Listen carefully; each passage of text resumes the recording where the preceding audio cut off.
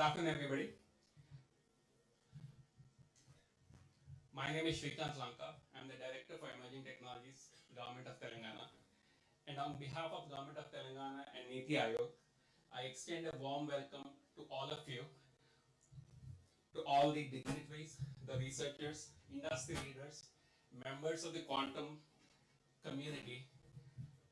Today is a special milestone which marks the release of the National Roadmap for Transforming India into a Leading Quantum Powered Economy, as well as launch of the Telangana Quantum Strategy. This is aligned with the strategic vision of the country to become a leading quantum powered economy, as well as Telangana's ambition to be a $3 trillion economy, unlocking the next era of scientific innovation and industrial advancement. It's our honor that we have with us our Deputy CM, Madhu Bhatti Vikramarka sir.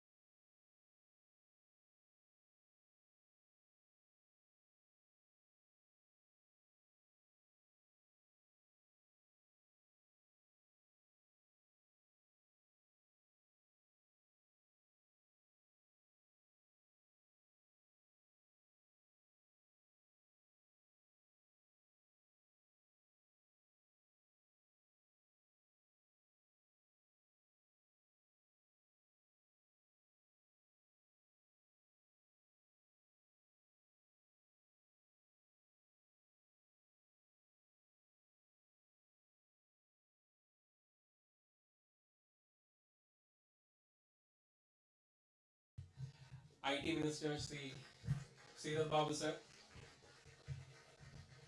NITI Aayog Member Shri Saraswat sir, NITI Aayog CEO Subramaniam sir, Devyani ma'am, and Sanjay sir. To begin this auspicious occasion, I request all the dignitaries Of you.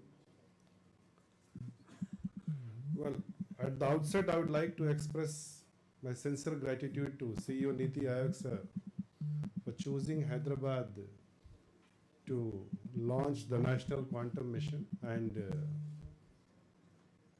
agreeing to partner with Telangana in this journey. Actually, this reaffirms our Hyderabad's position as India's deep tech capital and its growing credibility in research, innovation, and frontier technologies. And it's my privilege to welcome all of you on behalf of the state of Telangana. In fact, if you look at the historical perspective of quantum, we all owe it to Albert Einstein, but fact of the matter is that he never accepted quantum mechanics as such. His famous statement that God doesn't play dice reflects that. And his discussions with Niels Bohr reaffirmed that. And most interesting part is that when he got Nobel Prize in 1905 in the field of photoelectricity, that happens to be one of the cornerstones of quantum mechanics. After that, we have come a long way. We have made a lot of inventions, a lot of discoveries. When it comes to quantum, to my mind, we are at the stage where artificial intelligence was in the 1950s. At that time, it was part of the textbooks. It was people were discussing and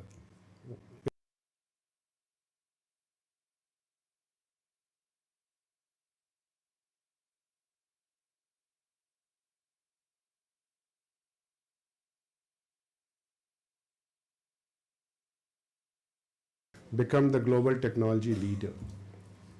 And in this context, it's a very welcome thing that Niti Aayog has prepared a futuristic quantum mission framework, which is going to shape our destiny in the field of leadership in technology leadership in the times to come.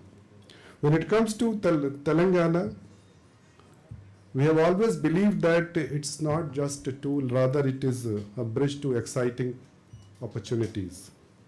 Over the last 3 decades, Telangana has built India's most vibrant startup ecosystem, where bright ideas find the support of the government and infrastructure to become global solutions.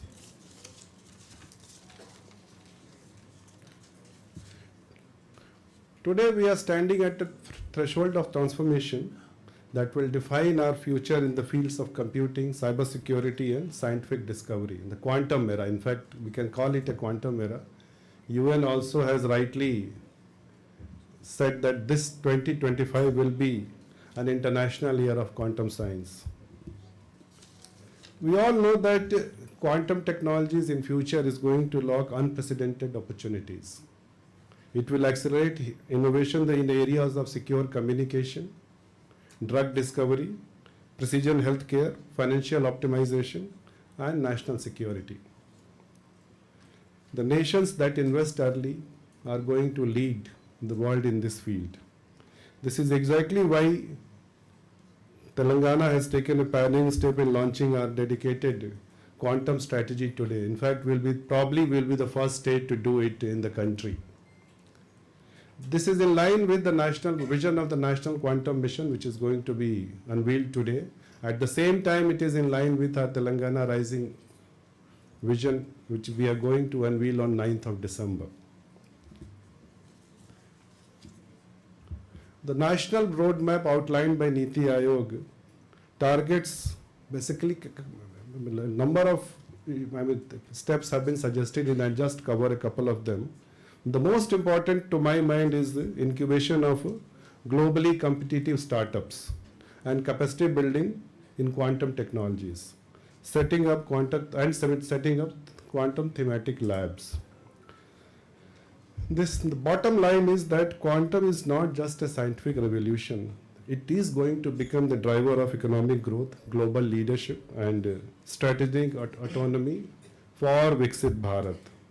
We wholeheartedly commend the efforts of Niti Aayog in setting a bold direction that will shape India's technological leadership in the times to come. When it comes to our Telangana strategy, there are mainly 6 pillars what we have worked on that. First one is research and innovation and collaboration with mainly 3 pillars: academia, research institutions, and industry partners. Skilling and making our workforce future ready for that, that is the second important aspect. Enabling the startup ecosystem in the field of quantum technologies. Adopting into various sectors where we can find the solutions of the problems which citizens face in their day-to-day lives. Cyber security is one of the important pillars for that. And global positioning. In fact, I would like to mention that the way I just mentioned about artificial intelligence. So, artificial intelligence we have done in the last around 15-20 years and a lot of work now. We are on the path to create the country's largest AI hub. That also is based on collaboration with global institutions. When I say global, I mean I include Ivy League institutions also. At the same time, collaboration with the globally renowned AI hubs, and of course, training our workforce here to make them future ready. Similarly, I feel that in quantum field, we are going to start a journey where it will help Telangana to become the leader in the country in the field of quantum technologies. With these words, I again thank Niti Aayog and appreciate everybody here who is listening to us. Thank you.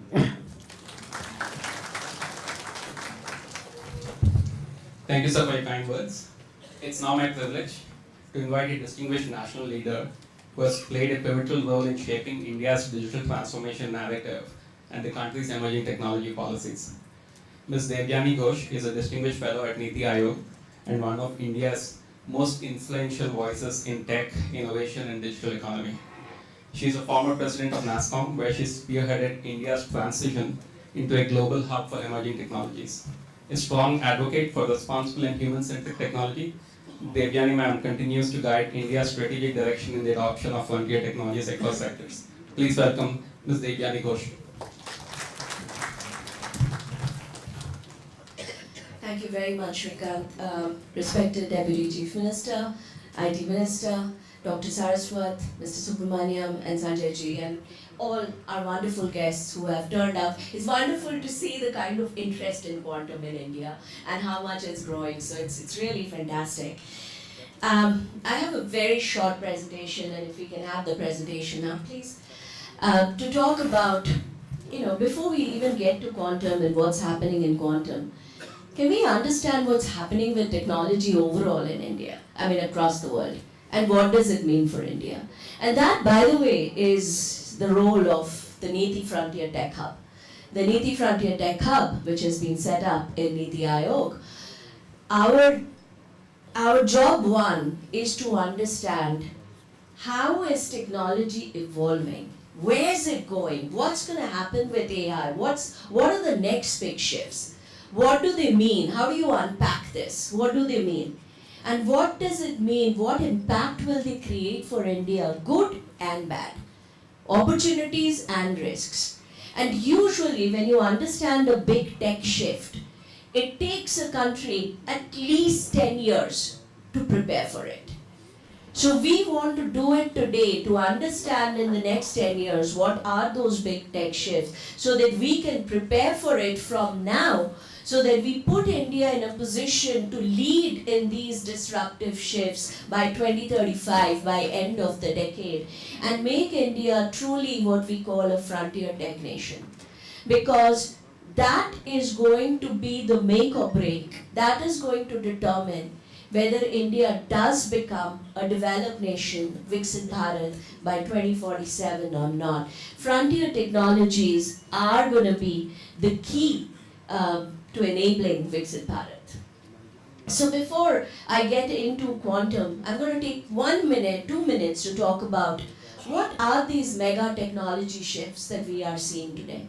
This is what we do, by the way, at the Frontier Tech Hub. We spend most of our time trying to understand what's coming. And if you look at the mega technology shifts, there are 3 key ones.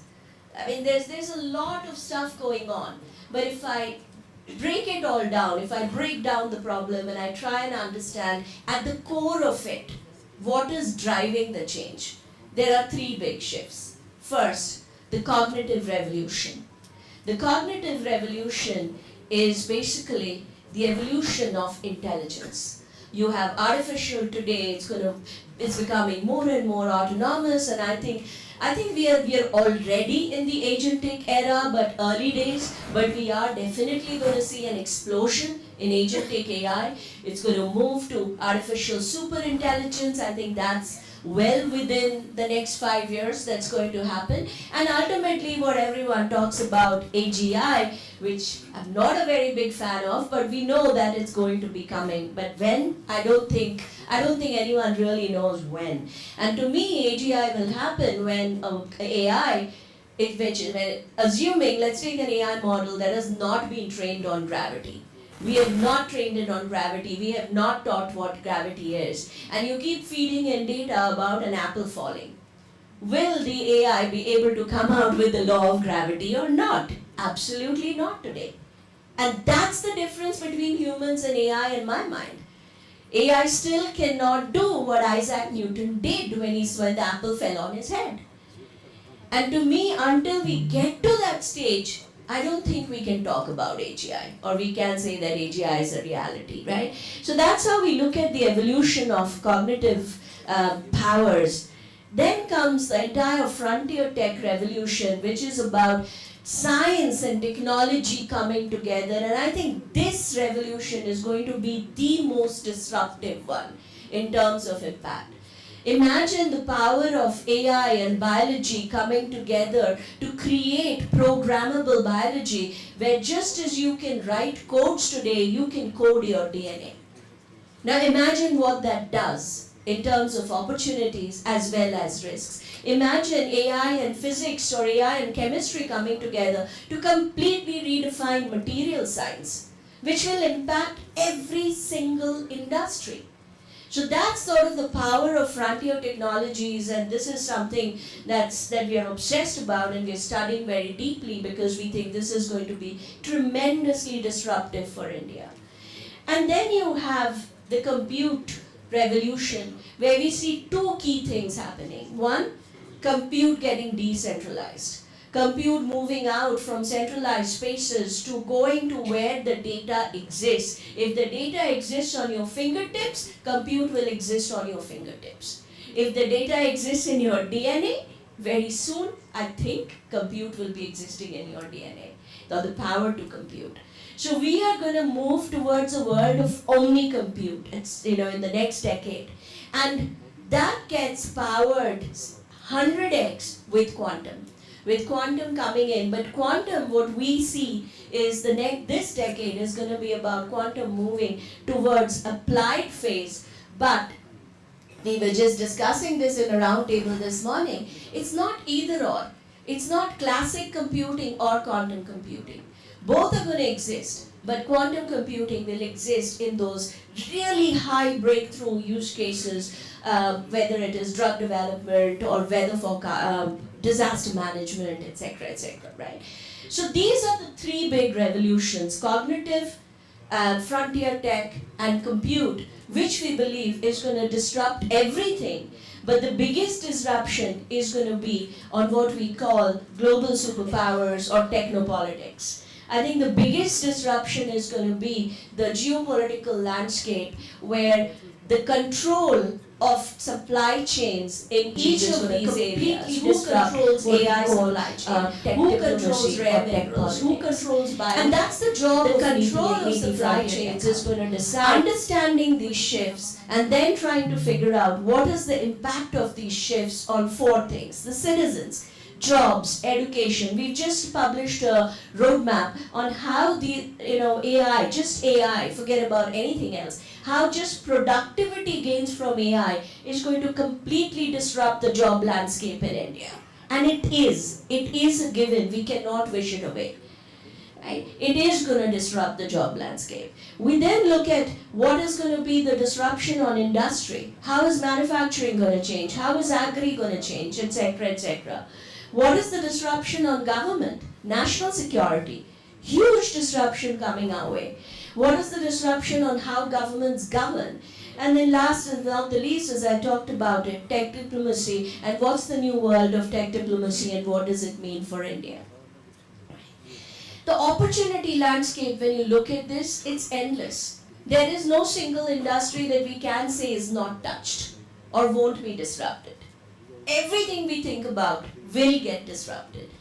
And just as the opportunities grow, the risks grow.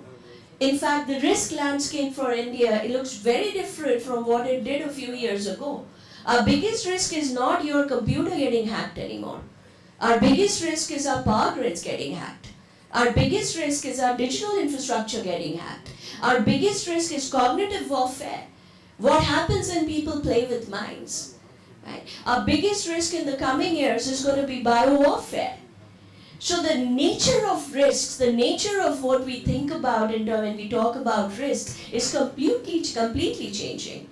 Our biggest risk is also silos within India that stops us from getting the maximum impact out of our technology strategies and plans.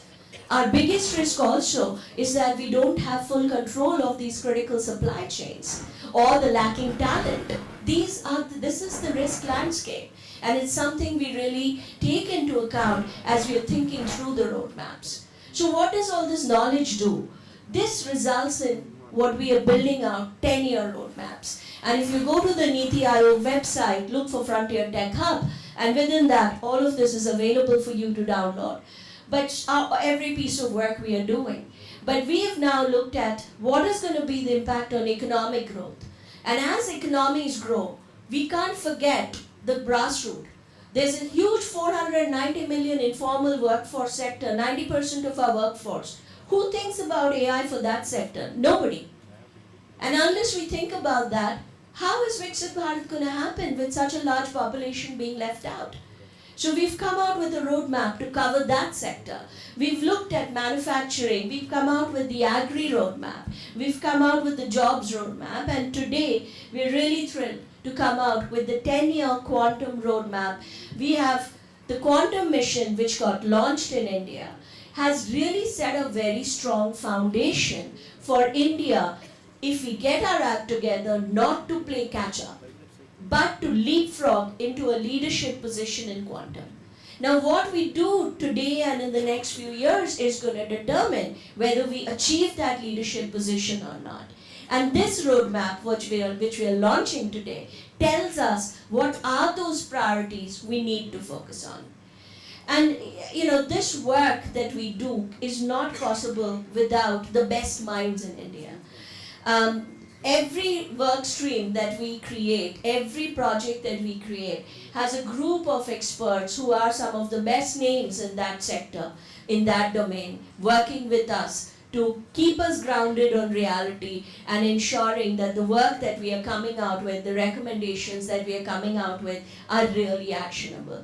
And I'm truly grateful to the fantastic expert council that we have, and to the partners that we've worked with, Amit Singhi, who's here and will be presenting shortly. I don't know how many nights he has spent working on this report, but he has been an amazing partner. And this is not a point of view of Amit, me, or any company.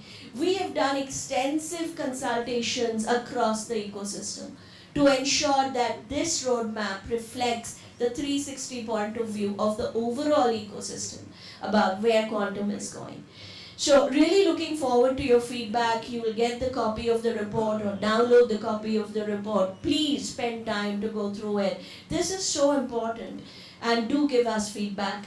But thank you again for having us here, and we're really happy to be launching this in Telangana, because this is a state that I've had long working technology relationship with Telangana from my NASCOM days.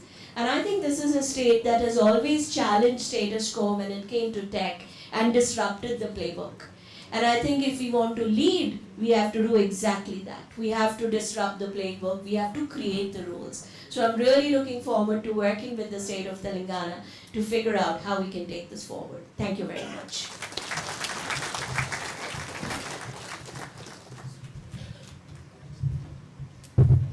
Thank you, ma'am.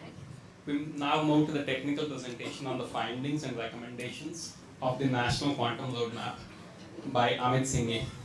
Amit Singhi is a director of IBM Research India and Chief Technology Officer of IBM India South Asia. He sets the strategy for forward-looking innovation across hybrid cloud, AI, quantum, cybersecurity, and sustainability. He holds a PhD from Carnegie Mellon and is an alumnus of IIT Kharagpur. Please welcome Dr. Amit Singhi.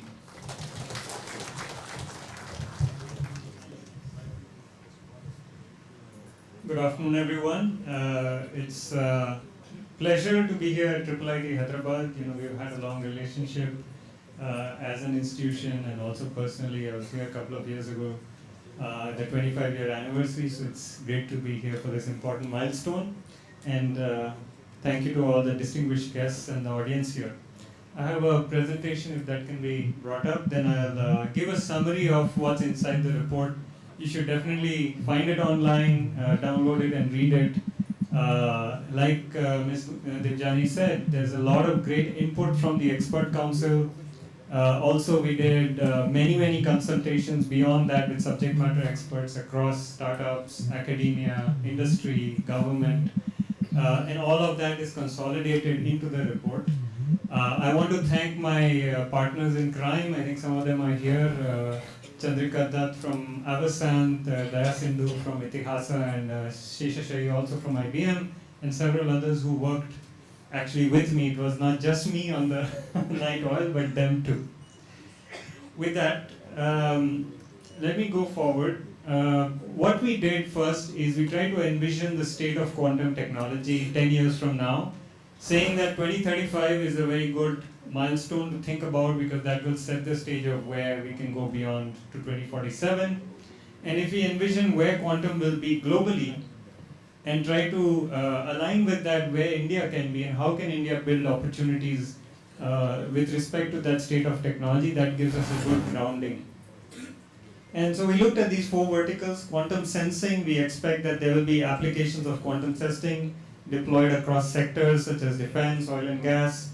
In quantum computing, we expect algorithms that have advantage and working with classical, with quantum centering computing, with systems that have more than 100,000 qubits. In quantum communication, we expect QKD-based systems deployed in early production. And we also expect in quantum materials and devices, a variety of different devices and materials being used broadly, whether it's single photon detectors and sources and other kinds of things. So this is not just an India statement, this is a technology vector statement, right, based on all the things we heard from the experts. When we looked at this, we felt that we had to analyze the domain in two dimensions. One is the stack. To make this technology happen, what are all the parts of the technology stack that have to come together to get to this point in 2035? And this was a great view of the technology stack that talks about the hardware layer, including materials and devices, the supporting non-quantum hardware, and also the quantum and classical software that brings that hardware alive. On top of that, you have the providers who package this hardware and software into consumable products, whether those are cloud services, quantum computers, algorithms, and so on. And then at the top, you have the users, the applications, and the consumers where the value gets created at the end of the day. And it's important for us to understand the stack and extremely important for India to have control points at every layer of the stack. That's why this is important, because if you have a hard dependency and you're missing at any of the layers, that means you're susceptible to any shocks in the system. And it'll be difficult for us to scale up. We also looked at it horizontally in terms of the value chain. The stack is how the tech comes together, value chain is how the value flows, all the way from technology providers to hardware to algorithms, applications, and use cases, and the surrounding ecosystem, either the IP ecosystem, regulatory ecosystem that supports it. And if you look at this picture, there are areas where we have a good start, where you see some yellows and greens, thanks to work that's been going on and the additional impetus provided by the National Quantum System. But there are many areas which are in red, where we really need to accelerate. And we must establish presence in all parts of this value chain. We need to have providers and participants, both creators and users, in all parts of this value chain very rapidly to develop an economy around this. One very important thing we dive deeper into is the material supply chain. It's a piece of the value chain, but it's a really important control point, especially in today's geopolitics. This is just a view of it where you can see how for many different downstream quantum technologies, what are the different kinds of elements and materials needed for it, what are the primary countries where most of the supply or refinement comes from, and what are the alternatives. So this really tells us that we need to become one of those countries, at least in some of those areas, by developing our own indigenous capacity of mining and refining, and we need to establish resilient trade frameworks that allow us to have a consistent supply where we don't have that presence. So with all of this, we did a strength, weakness, opportunities and threat analysis, a SWOT analysis, to say, okay, where are our strengths as a nation today? We have a lot of strengths in our human capital, in our strong institutions, in some of the work that started to happen with states coming in and the NQM. There's a lot of opportunity. This is an area, an entire economy that is yet to be formed. It's in early days. We're definitely not late to the game in any serious way. Can you just go back? I just want to make a couple of points. But where we focused a lot also are on the weaknesses, because that's really what the roadmap is about. Try and say, how do we address those weaknesses and overcome those? We can go forward. With all of this, we try to envision what would be our major milestones, we call it endpoints in 2035 for India's quantum economy. And there are four major things, four major areas. One is around startups and how much of the market we can capture. So we think we can have 10 globally champion quantum startups out of India with over $100 million worth of cumulative revenue, if we are aggressive, if we execute on this roadmap immediately. And we can capture 50% of the software and services value in quantum. Second, we think we need to become Atmanirbhar in quantum by having control points in the global supply chain that we control. Third, we need to see quantum tech deployed at scale in India in at least 3 different sectors, including strategic sector. That local market has to exist. It cannot just be dependent on global markets. That's where the innovation supply chain and the scaling will really come from. And then finally, we need to become a hub for scientific breakthroughs, because that is the source. Quantum is not a mature tech where you can just build apps and scale out. You actually have to own the source of the scientific breakthroughs. And we need to become a hub for that.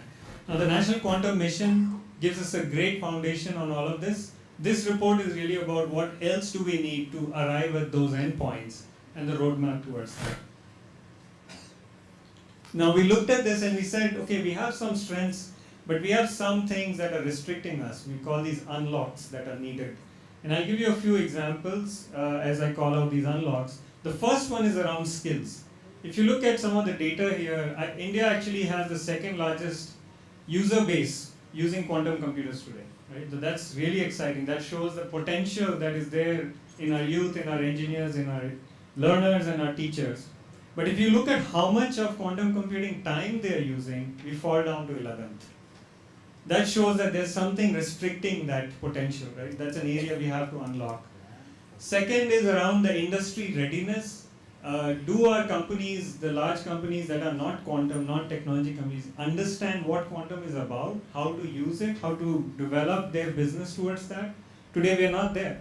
If you see, we are actually 5th in the number of startups that we have in the country, which is not bad. But if you see the private investment going into this area, we fall down to 15th. Again, shows the potential that's there, but we need to unlock something. Third, very important, is ease of doing science and taking from lab to market. We have some great scientists in the country, we have some great R&D centers, and you can see that we have gone up in the Global Innovation Index by 27 points in just 6 years. But that's not enough, because when you look at ease of doing science, we are way behind what foreign nations are ranked at. Right? Again, there's an unlock needed here. And then finally, in terms of the business and trade environment, while we are engaged in a lot of standard settings, we have a long way to go in terms of making sure that the startups want to be here and want to keep IP in India. So this is a sampling of some of the unlocks. There's a lot of detail in the report. Sorry, I went ahead a bit. So finally, on the recommendations, one thing the report recommends is to really double down on some strategic areas. I think we should, the report says we should attack everything, but it's important to prioritize a few strategic areas. There are a few called out here: health and pharmaceuticals, financial services, peripherals is a very important area for near-term opportunity, logistics. And then there are 7 very specific recommendations along with specific actions, and under each of those recommendations, you can find it in the report. These are the 7 recommendations. The first one is around growing a workforce, people, substantially by an order of magnitude in the next 2-3 years across science, engineering, and techno-business skills. The second is to really increase industry's awareness and investment in this space, making them co-developers along with the researchers. The third is improving this ease of doing research and accelerating lab to market in India. And the fourth, which is really important but it's kind of subtle, is building more risk-taking mindset in our funding agencies and in our research institutions, making it easier to really go after risky projects and reward people who actually step out of their comfort zone and try to do risk-taking. The fifth one is making Indian domicile very attractive to startups. We should be seeing more than 90% of our deep tech startups wanting to domicile and actually domiciling in India rather than elsewhere, so that the IP stays here. That's a target we really need to shoot for. We need to engage with global standards bodies. I found in the study that we do that. However, there's a need to take leadership to really be a lot more proactive, make sure industry and startups are also represented in those standards conversations, so that the products that get developed in India have very good market access at the end of the day. And then very important is to ensure strong trade relations, which are resilient to all of the dynamic things that happen today, so that for the long term we have an ability to be resilient as far as the supply chain and the market access goes. So that completes it. I want to just flash this one slide at the end, acknowledging all the people who provided additional input and the task force that worked on this report. Thank you.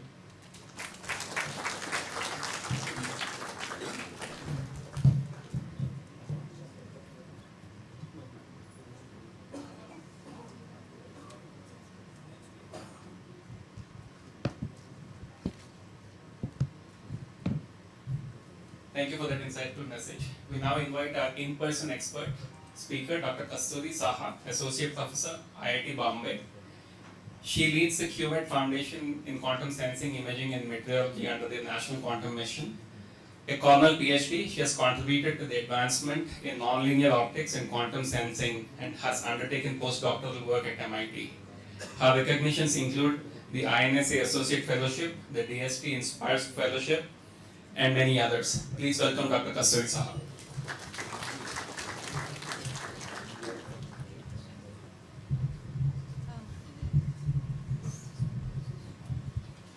So very good afternoon everyone, and thank you very much Devjani for this fantastic opportunity to really shape how our nation will grow, and as we grow together, how we will contribute and make a mark in a global scale.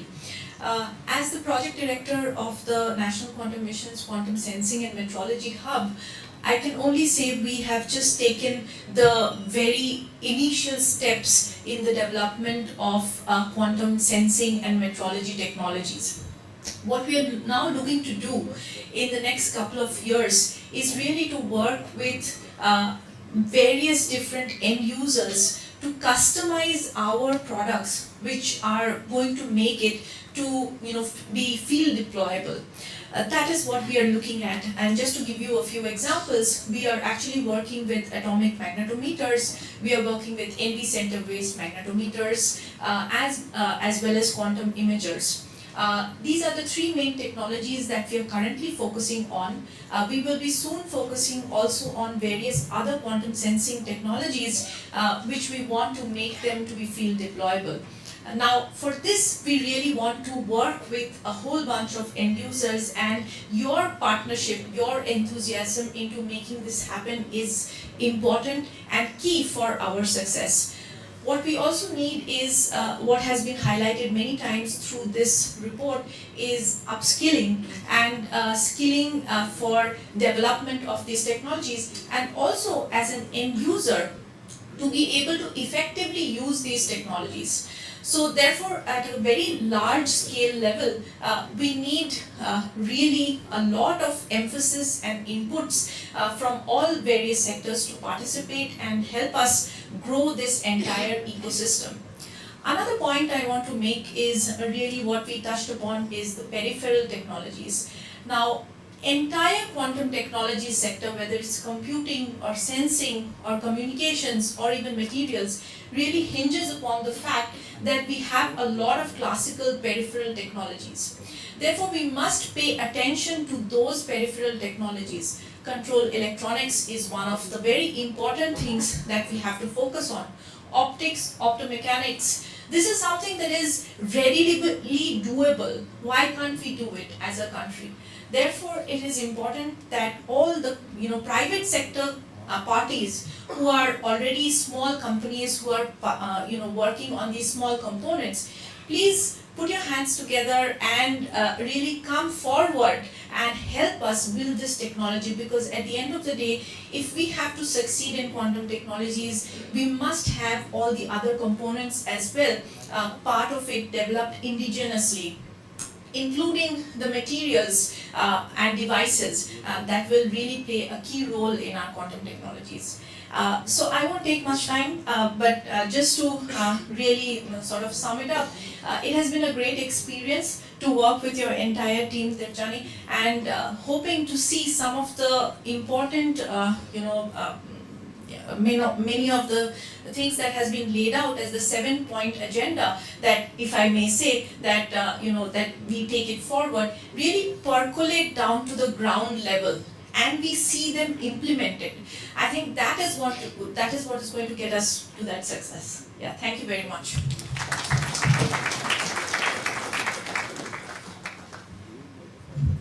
Thank you, ma'am. We now have a few, two small videos of distinguished experts who had shared their inputs into the National Quantum Mission. Can you please play them?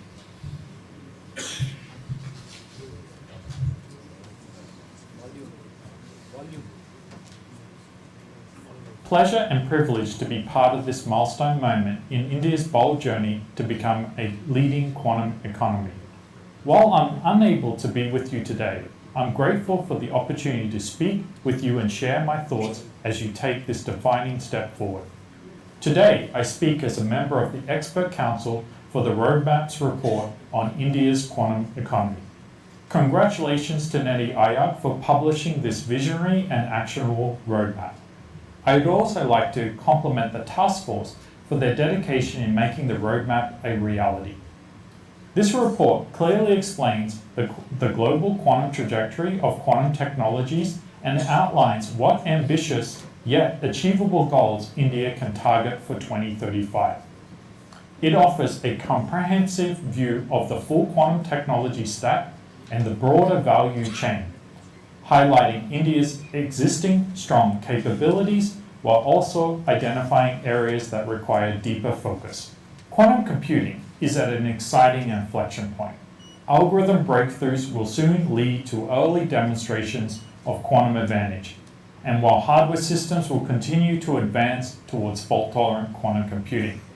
This report captures these upcoming transitions. The report shows, backed by evidence, how India is strongly positioned with a significant user base, robust investments through the National Quantum Mission, and a solid scientific foundation. It also highlights the unlocks that are needed for India to emerge as a true powerhouse in quantum computing and its application. India has a distinct advantage given its strengths in mathematics, computer science, and software engineering to not only pioneer new quantum algorithms, but also build complete solutions that integrate quantum computing, high-performance computing, and AI to drive real-world impact. I'm especially pleased that the report goes beyond analysis. It moves directly into action. The recommendations on workforce development, fundamental science, and industry engagement are concrete and forward-looking. I believe that these steps create the right conditions for India to cultivate the right ecosystem to produce globally competitive quantum technology products and startups.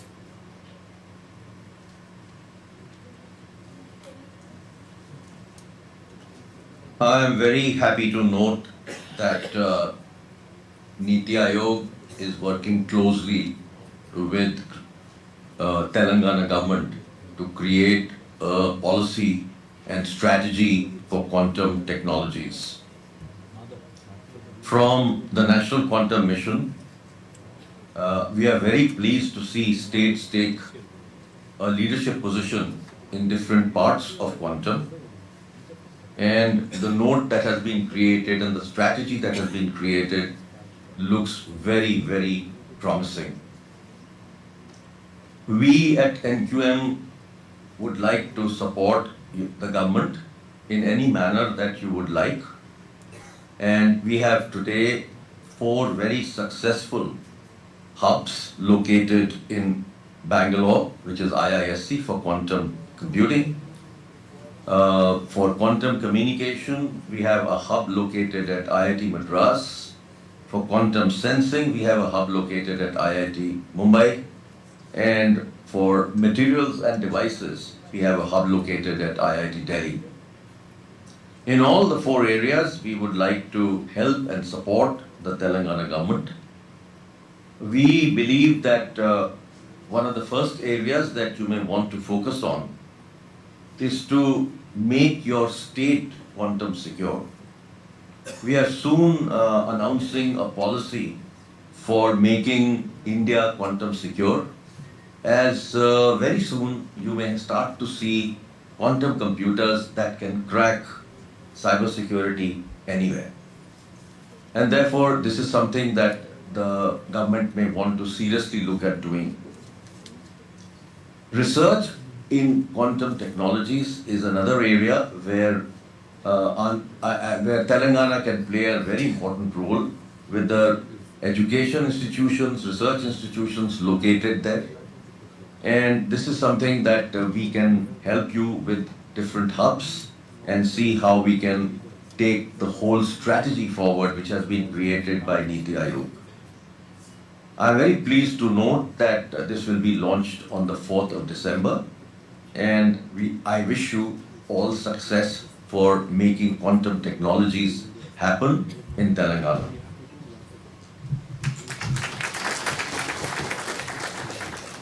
We now proceed to the formal launch of the roadmap for transforming India into a leading quantum-powered economy. May I request the dignitaries on the stage, as well as from the audience, Dr. Amit Singhi, Dr. Kasturi Zahar, to join for the launch of the quantum roadmap.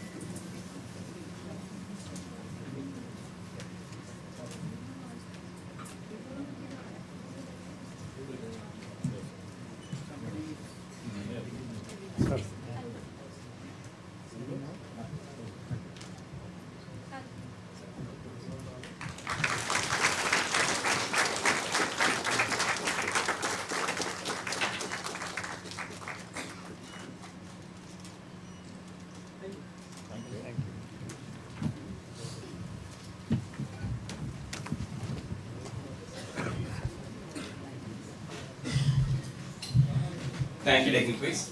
We now proceed to the formal launch of the Telangana Quantum Strategy.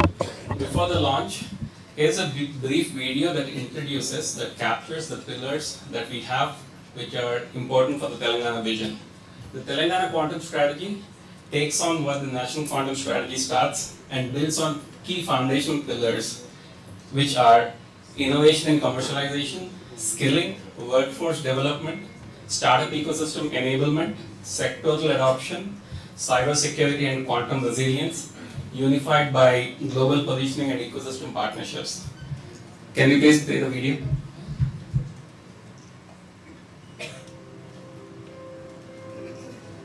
In the quantum world, every possibility exists at once, until vision collapses it into reality. That vision begins here in Telangana. The government of Telangana presents the Telangana Quantum Strategy, framework for research, skilling, innovation, and economic growth. Quantum isn't just another technology, it's the architecture of the future. The wave function of discovery anchored in the leading institutes of Telangana, which is collapsing into innovation and industry. Quantum talent in motion, trained, simulated and mentored, creating India's most advanced deep tech workforce. A superposition of ideas from research and academia to industry and startup, evolving into global quantum enterprises. Applied quantum technology from BFSI to life sciences, defense to citizen services, real pilots use cases for a smarter, safer world, quantum secure cryptography, early warning systems, and hybrid architectures defending the digital state from unseen threat, evolving with the world through global summits, bilateral MOUs, biannual workshops, and strategic research alliances. An advisory council on quantum technologies will steer this evolution, aligning science, strategy, and security. Because leadership in quantum demands foresight as much as brilliance. From the quantum world emerges intelligence, AI and quantum, converging to redefine how nations think, create, and secure. In Telangana, this convergence takes form in our upcoming Deep Tech Hub, where frontier technologies will unite to power research, startups, and the economy of tomorrow. From uncertainty, Telangana forges clarity. From potential, Telangana builds the future. This is the Telangana Quantum Strategy, and this is the dawn of India's deep tech era. India's quantum and AI future, built in Telangana.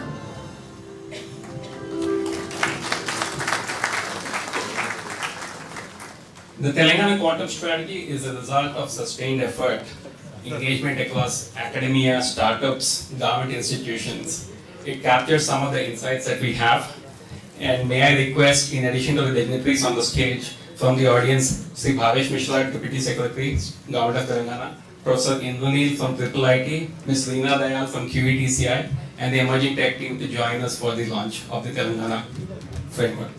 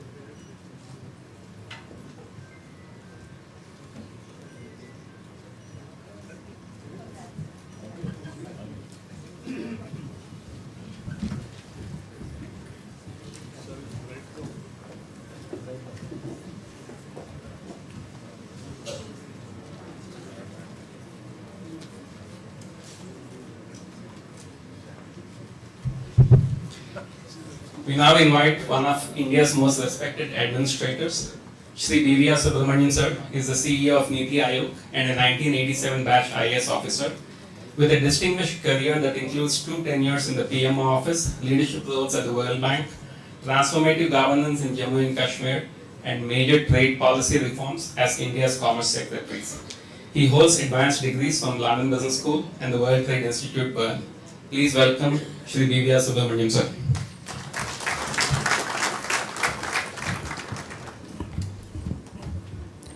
Respected Deputy CM Bhatti Vikramarka Garu, Minister Sridhar Babu Garu, Dr. Saraswat, Member Niti Aayog, Devjani, my friend and colleague Sanjay, distinguished people in the audience. It's an extremely happy day because we are just launched 2 reports. One is a national report which is addressing the whole country, and the second is a state report which is addressing the needs of Telangana. The first report, transforming India into a leading quantum nation, and the second is Telangana's quantum strategy. I think it cannot be a better confluence of the principle of cooperative federalism, that at the national level we draw out the national vision, and at the state level you distill it down to do something at the state level. So I think it's very, very unique, and it's a matter of great pleasure and joy. Now I'll just talk. You have heard a lot of detail about quantum, so without going into the technicalities of quantum, what I'd like to mention is we think quantum is something far away. It is for scientists, researchers, PhDs, etc. But let me tell you, it is much closer than you think. If you look behind in the rear view mirror, it is actually catching up, and it is going to become mainstream very, very soon. And I think that's the first thing. We're quickly moving from a world of bits into qubits. That's the measurement now that is going to be there. And the pace at which it is changing and advancing is astonishing. Just like AI caught a lot of people unawares, and suddenly you see, today morning I was seeing the usage figures. I mean, ChatGPT has 600 million users, etc. You will find the day not far away when quantum will be a part of day-to-day life, and it is not decades away. It is going to be counted in years. And what took decades to happen in the past is now happening in years. And I think that's the important thing to realize. And as a result of that is what was theory earlier is becoming prototypes now. What was there in labs earlier is actually coming into real world possibilities, real world use cases rapidly. And very often we ignore it, thinking this is something which is slow. But I think the pace at which it is progressing, that's something which we need to keep in mind. What we need to keep in mind is that the quantum world will be real soon, and sooner than what we think. And what does it mean? It will completely reshape the architecture. It will reshape the architecture of our security systems, of our digital security, economic security, national security. You will have to start thinking about it completely differently. It means that there will be huge opportunities but huge risks. Somebody did mention a little while ago that you need to, I think Dr. Chaudhary, who was speaking on the video, that states as a first step should start looking at possible cyber security challenges that will come out of come. But the issue is we'll also have a lot of opportunities, and I'll come to that in just 1 or 2 minutes, But the important thing is, do we want to be a leader or do we want to be a follower? The countries that will lead will set the standards, they will define the new roles, and they will take advantage of products, processes, trade, and it will all benefit the economy. And if you are a follower, which we have been in many areas in the past, it's not a question of catch up. We will actually become dependent on others because it's so fast evolving, there is no catch up. You better be a leader. And the dependency is not just going to be dependency in an economic sense, it is actually going to be a dependency in terms of security. So I think quantum is something we should pay attention to. And the question here is, it is not a question of whether we do quantum. The question is not whether we actually engage and actually master quantum, it's actually how fast we do it. So I think the question is no longer about do we have a choice. There is no choice about it. It's a question of how rapidly do we engage with it. And because quantum is sitting at the intersection of multiple fields, physics, artificial intelligence, material science, cyber, all of them are converging all around this quantum thing, and that's very, very important. The good thing is, and it's very good, and it holds good for Hyderabad, and I'll come to that in a minute, India is strongly positioned to take advantage of the quantum revolution. What are the ingredients that are needed, You need a strong software talent pool. Luckily, we have that. I'm not saying that all of them are quantum ready, but we at least have a strong base to build on very, very fast. And it's undeniable that if we pay the right, attention, we can actually be the strongest as far as the talent pool is concerned. We also, luckily, have a strong base of quantum scientists, because we are still in the research area as far as many parts of this field are concerned. And we also have a strong quantum, a very strong entrepreneurial startup setup. So that's the second thing. And the third and most powerful thing which we have in India is we have first-rate digital infrastructure. So the three things are, you need good scientists, you need good software talent pool, and you need digital infrastructure. And if a particular city wants to become a leader in quantum, it also requires the three things: talent, software pool, scientists, and good digital infrastructure, and then it can become leader. And that's what the National Quantum Mission has set out to do. It is not very old, 2023, just 2 years. And we have come quite some distance. Dr. Chaudhary, who again you saw in the video, is associated with the National Quantum Mission, and it's given us a solid start. But I think we should have very ambitious goals. I think the national goal, and it comes out in our report, that by 2035, 10 years from now, India should be one of the top 3 economies in quantum. I mean, nothing less than that would do. After all, we are the 4th largest economy in the world today, soon to become the 3rd largest economy in 3 years' time. Should we also not be a top 3 quantum economy? If you look at the amount of R&D money being invested in quantum, we are still about 7 or 8. Even Australia is spending more money on quantum than us. We will have to bump it up, and I think the government is committed to bumping it up.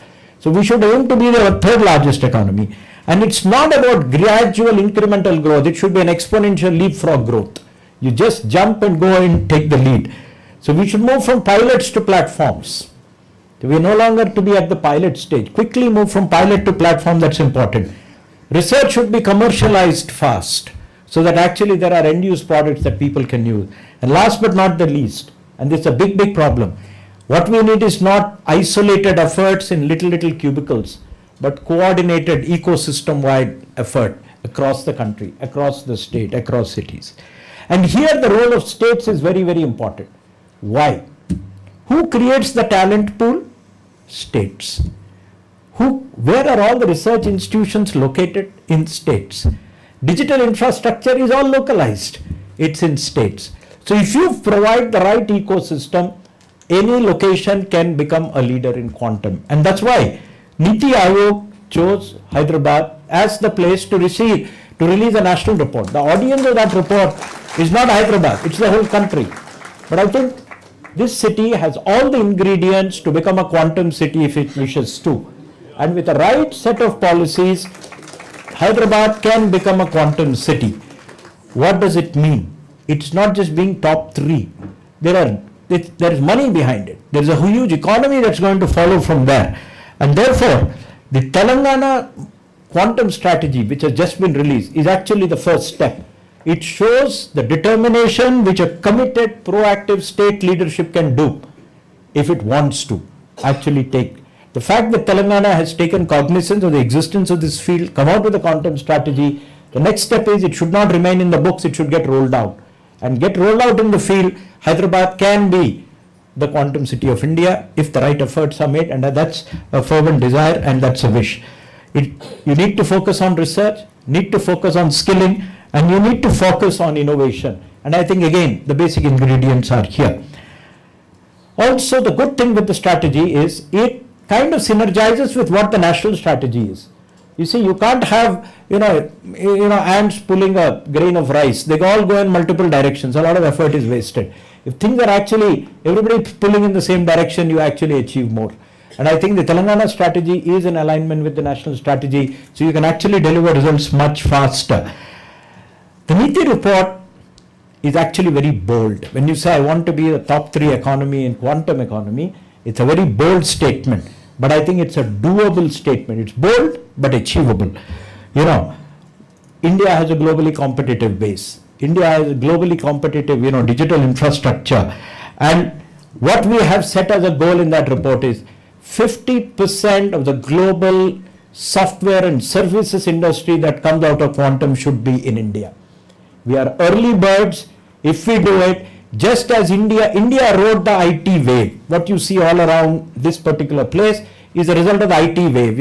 It began early 2000s and we built. The second wave was the GCC wave, that also, and actually Hyderabad has actually become a leader. It's gone ahead of many cities as far as GCCs are concerned. There's no doubt about it. If you look at IT, there are about 8 cities in India. But you look at GCCs, there are only 3 cities in India. So you are one of the 3 from one of the 8.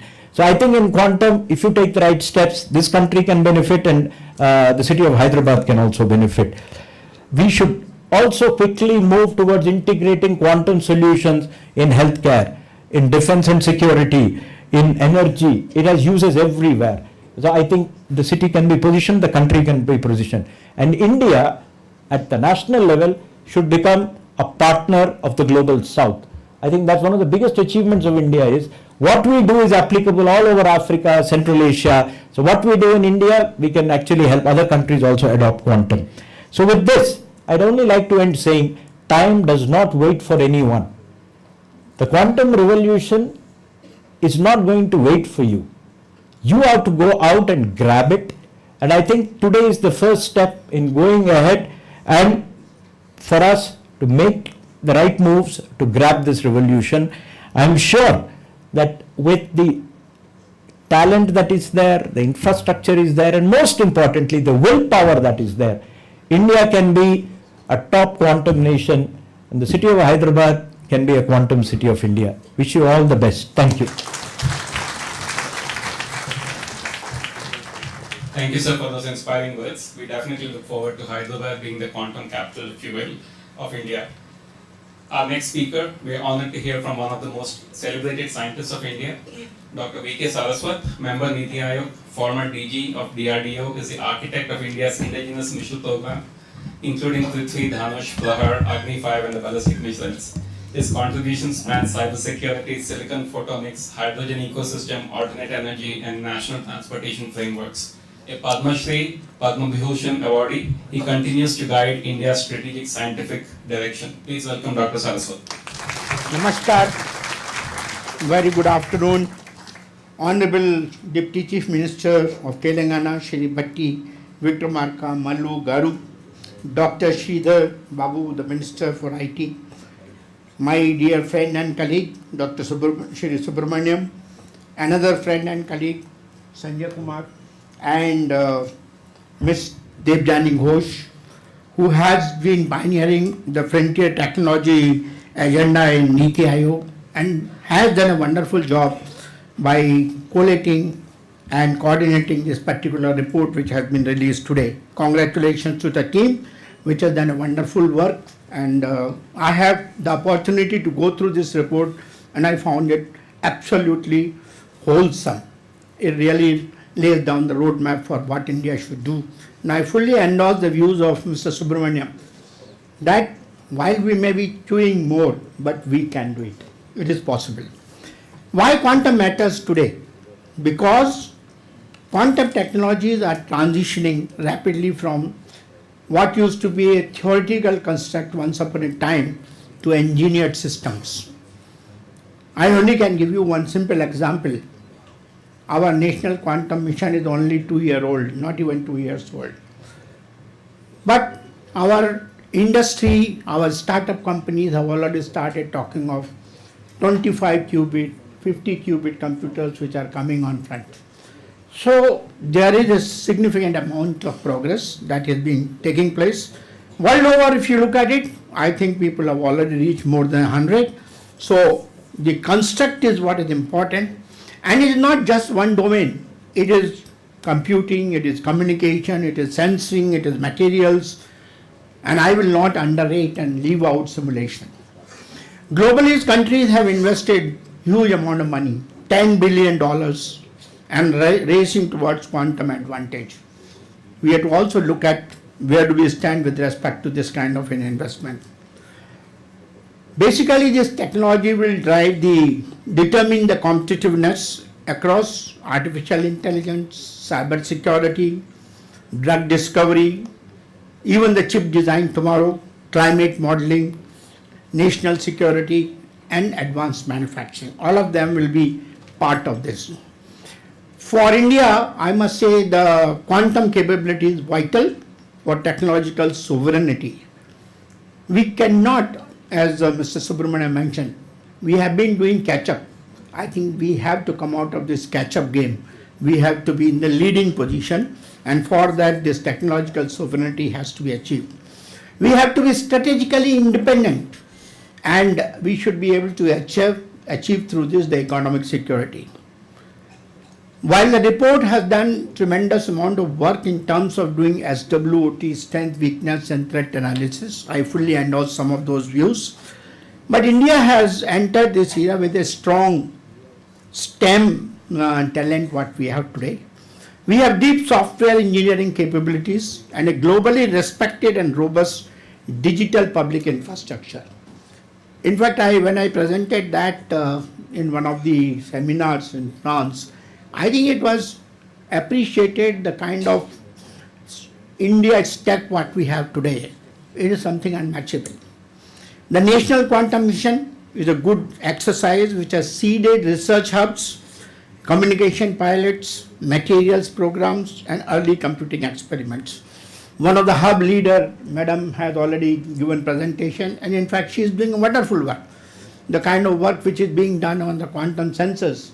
Madam, I want to mention to you that when I was secretary DRD, not even secretary, even scientist working for developing the missiles, in those days in 2004, 2005, we were talking about atomic interferometry gyroscopes for meeting the long range requirements of the missiles and all that. At that time, nobody was talking about quantum. 2004, I don't think we had anything about it. But the physics was known, and we knew that this kind of a sensor can be developed. Very happy to know that you are doing a magnetometer today. So this is the kind of a thing that will certainly drive the agenda. Indigenous development of superconducting qubits, photonic processors and cold atom systems is progressing in the laboratories. TIFR is doing a wonderful work. Vijay Raghavan's team is developing the system. But I think we have to change our track in that. I was reading recently an article where the UK team has developed a system in which the entire quantum portion is separately put on underground and rest all is in the 19 size racks where the entire control is coming, entire detail. It looks as if you are not working on a quantum computer, you are working on a typical digital HPC or something like that. I think we'll have to look at some of these configurations which are emerging across. Our department, some of them have done wonderful work. For example, ISRO has demonstrated the satellite-based quantum key distribution which positions India among the few nations capable of secure quantum communication. ANRF has an agenda for doing high-end research in this particular race.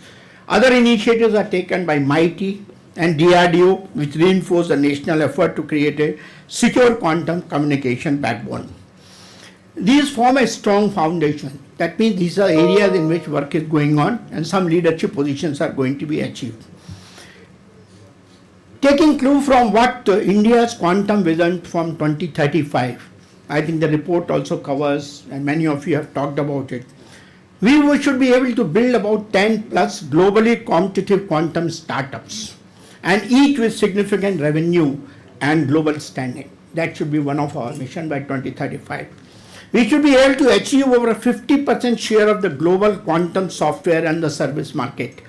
Deploy quantum technologies across at least 3 major sectors, including strategic sectors like defense, health, chemicals, petroleum and finance. We should be able to attain strong control over critical points of global quantum supply chain, making India a net exporter of quantum hardware. As somebody was talking about, we should not be only looking at the basic quantum thing. The peripherals are very important. We can actually bring peripherals at the same speed levels or equal to, or some of them, which will match very closely in terms of accuracy, speed and size to meet the requirement of the future quantum systems. We should be a net exporter of quantum hardware and software and hold some IPs. India as a global hub for foundational breakthroughs in quantum technology is my wish. So there are technology pathways and there are sectoral impacts. I mentioned to you about quantum computing, communication, materials and sensing from technology backbone of India's strategic advancement. And what are the areas which we are looking at? One of them is national security and quantum safe encryption, quantum key distribution networks, advanced sensors and GPS independent navigation is what we are looking at. Coming from defense, I look at it as a major requirement. And in fact, in our city and next door, close to IIIT Hyderabad, there's an institution in University of Hyderabad called C.R. Rao Advanced Institute of Mathematics, Computer Science and Statistics. The team there is already working on post-quantum cybersecurity. There's a phenomenal work going on. Quietly, some few scientists are working on that. I'm sure we have to make use of them and collaborate with them. Healthcare and pharma. I heard the talk of Mr. Krishnala the other day in ASCII. At about 3 months or 4 months back, he was talking about the use of quantum simulation for drug discovery, molecular optimization, and diagnostic analysis. Manufacturing and materials is another area which should certainly be taken care of. Cryogenics, photonics, cryo-CMOS, high purity materials, superconducting devices and control electronics. Telangana, sir, I would like to remind you that we have opened Photonics Valley Corporation. I was associated in that particular exercise. I think Photonics Valley Corporation should be made a major hub for developing all the components and devices which go into the quantum.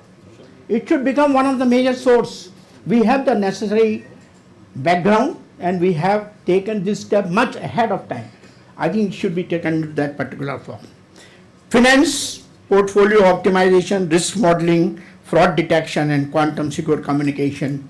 Mobility and logistics, that would be basically in terms of quantum enhanced sensors and optimization tools and secure mobility networks. That's what should be our focus. And climate and agriculture, as many of you have mentioned, that is where IIT Bombay's work will be very, very important. Quantum sensors, madam, and enabling precision agriculture using them tomorrow. That should be done. So what are the critical enablers for India's quantum push? As all of you have mentioned, we have the right talent. Tens of thousands of quantum professionals will be needed across physics, engineering, materials, artificial intelligence and computing. Interdisciplinary programs, industry, university pipelines and global fellowships must expand rapidly. I think this is another demand. We mentioned about hardware, peripherals and materials. We should develop the domestic capability in cryogenics. In fact, I was wondering, many of my startup companies today are waiting for the import of dilution refrigerator. I do not see any major reason why a dilution refrigerator cannot be designed and developed in our country with the kind of technologies we have in cryogenics and the materials we have. We can do it. It's a question of market. We should be able to take it forward. Strengthen the Indian semiconductor mission. It is vital for fabrication aligned with the quantum requirements. We need to do industry-led innovation, co-innovation labs, early adoption pilots and industry-driven R&D will accelerate this maturity. And I think that some of the startups which have come in this area are already doing some very good work, but I think it's the bigger industry which has to now play a major role. There are some innovation platforms like IDEX, which has already powered the quantum startups, building sensors and secure communication tools, which illustrate the potential of our startup systems. Another area which we need to really do it, I think we should not shy away from the fact that standards are required. If we don't do the benchmarking, the trust will not be there. We have to do the standards. So India must lead in global quantum standards, security protocols, benchmarking frameworks and reliability certification. I think this is one area where globally we can even collaborate. A national benchmarking program will enhance trust and accelerate commercialization. If you really want to commercialize, you need to have standards. A quantum becomes pervasive, ethical use, cyber resilience and sustainability must be built into the design, from the outset. What is the risk if we don't act? Dependence on foreign hardware and loss of strategic autonomy. We will be catching up. I think we should avoid. Rising cybersecurity vulnerabilities. All the solutions will come from outside and you will be vulnerable. Then migration of quantum talent will take, it already many of them are going, but it will happen more. So early startups to foreign ecosystems we will be feeding. Loss of India's opportunity to lead the global south in trusted quantum technologies. These are the risks. City of Telangana, or city of Hyderabad in Telangana. I have an emotional attachment with this because I have spent about 45 years of my professional life in this city of Hyderabad, building missiles and many other systems later. So I certainly have a very good idea that this country is one of the best research and education hub. We have the defense labs here, we have production centers from defense, we have IITs, we have IIIT, we have universities like University of Hyderabad, JNTU, Usmania, some of the wonderful educational institutions. They all are capable of working together provided we set the goal for them. Provided we give them that Telangana is driving the agenda for quantum tomorrow. As Mr. Subramanian mentioned, we have the necessary framework. I think we have to just put it across. Platforms like T-Hub, T-Works, V-Hub have built one of the India's strongest innovation system. India's quantum mission will be achieved through cooperative federalism, and that is what we are doing. National direction combined with a strong state-led innovation and industry engagement. That is what we need to do. The roadmap is discussed in the report. All the 7 steps are very, very important, sir. They are very, very clear. It defines the operational architecture that will drive this mission forward. It is more than a plan. It declares that India's growth will be powered by scientific excellence, technological sovereignty, and innovation-led industry. We have to build full-stack quantum capability from hardware to software. We have to establish national test beds and validation centers, foster deeper collaboration between academia, startups, and public sector undertakings, reform procurement models to allow pilot projects and early stage adoption. In fact, I want to just mention too, one startup company came, they made some simulator and they want to give it to that government agencies should take it. Unfortunately, even today, the government agencies say, we have to do the tender. If you come through, I'll be able to buy your item. Now, that's not the way quantum can be done. We have to support by early procurement of the systems which are developed by our startup companies. We have to embed ethics, security, and sustainability into the DNA of our innovation. We emphasize partnership across ministries, industries, and international allies to ensure scale, standards alignment, and shared prosperity. Niti Aayog will ensure this vision moves decisively from paper to practice. Coordinate efforts across ministries, laboratories, states, and industry. It will harmonize regulation, mission funding, and procurement models. It will catalyze private investment and international collaboration rooted in the trust and scientific integrity. It will establish monitoring, benchmarking, and evaluation framework to track national progress. With Niti Aayog's stewardship, India's quantum ambition becomes a coordinated national mission, not a collection of isolated initiatives. To conclude, I would say India now has a one-in-a-generation opportunity to shape the global quantum landscape. The time is critical. Quantum today is at the same inflection point that the internet was in the early 90s or AI a decade ago.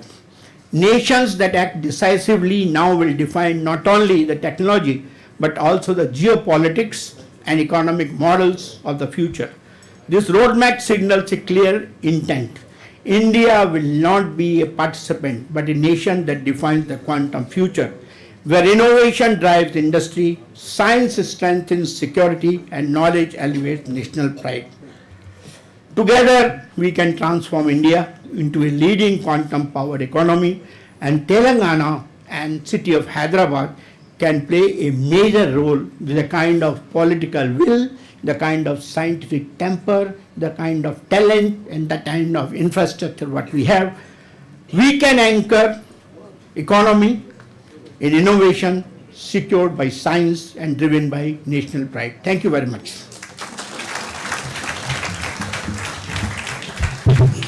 Thank you very much, sir, for your kind words. May I invite now a visionary leader who has played a pivotal role in shaping Telangana's tech and industry landscape. He began his journey as a lawyer in the AP High Court, but quickly turned towards politics, becoming one of India's youngest legislators of the time, carrying forward a proud legacy of leadership. As a tech-savvy leader with visionary approach, he is committed to making Hyderabad the next AI capital with focus on emerging tech. Sridhar Babu sir's journey began with strategic initiatives to position Telangana as a premier destination for global investments, and he is an influential voice in AI today in governance and in industry. Please welcome Shri Sridhar Babu sir, Honorable Minister, IIIT, Industries and Commerce and Legislative Affairs.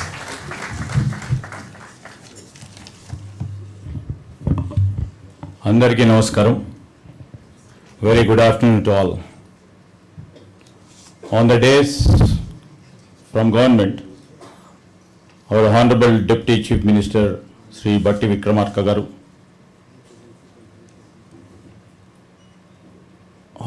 Member Niti Aayog Shri Dr. V.K. Saraswat, CEO Niti Aayog Shri B.V.R. Subramanian Garu, Distinguished Fellow of Niti Aayog Ms. Devanshi Ghosh, along with me on the dais, our Special Chief Secretary Mr. Sanjay Kumar, with my leaders from the industry, and also the researchers, scientists, and the academic professors, the director IIIT, and the team over here for hosting us, and friends from the media. I'm here to say, and frankly speaking, after hearing to Ms. Debjani Ghosh and Subramanian Garu and Mr. Saraswat, and also going through what Amit has given as a presentation, when Jay Gambit, Ajay Chowdhury and Ms. Shah has gave their presentations, it was absolutely insightful. For the roadmap and also telling us how to transform our economies into a leading quantum powered economies. And before I do, and before I present my government vision towards it, we take pride in two Telugu men here sitting. Sir, I also consider you as a Telugu man. Yes, sir. Subramanian Garu is a very renowned, seasoned bureaucrat, done many roles at the national level. And we know about Saraswat. One shot of big award from the nation. And in fact, from NASCOM, Ms. Debjani Ghosh, we know you, ma'am, since a long time, who is a visionary leader in terms of technology. And while she was presenting on the frontier and technologies, how they can disrupt, how we can make use of these technologies. In fact, she spends most of her time relentlessly, to further the technology map before the global map and see that the India emerges on the top at the end of 2047 by using all these technologies into city. So I would like to literally mention, the young minds who are also sitting over there from IIIT and all other institutes. Those are the people. What we are trying to build, they will be inheriting. So absolutely, when I go back and see this year, marks the 100th years of the quantum mechanics revolution. When the quantum mechanics revolution has taken place, we have seen too much of revolution in technology terms, in terms of industry. And we have celebrated International Year of Quantum Mechanics too. And in fact, first of all, when we are celebrating this 100th year of quantum mechanics, and when central government has just thought of putting a roadmap for transforming India into leading quantum powered economy, I would like to thank central government and especially the NITI Aayog CEO for choosing a place like Hyderabad, a state of Telangana, to launch, the powered policy statement transforming India into leading powered economy. I thank the NITI Aayog for selecting Hyderabad, for posing trust and faith in our young talent in the grey matter. Over the period of 40 years, what we have built from 1992, if I do remember, when we laid the foundation stone in IIIT city, this marks a great transformation from the traditional moving of our economy. In 1992, when we had this occasion, nobody would have thought, when we are just trying to put this policy paper on the quantum, people would definitely have so many apprehensions. From 1992 till now, our Honorable Chief Minister, Mr. Revanth Reddy, keeps on telling that we always welcome the progressive policies, we try to build on it, we try to monetize on it, we try to excel in that. From 1992, even though the different political ideology governments were there, but on the top, the leadership took all the policy initiatives which were progressive to the next level.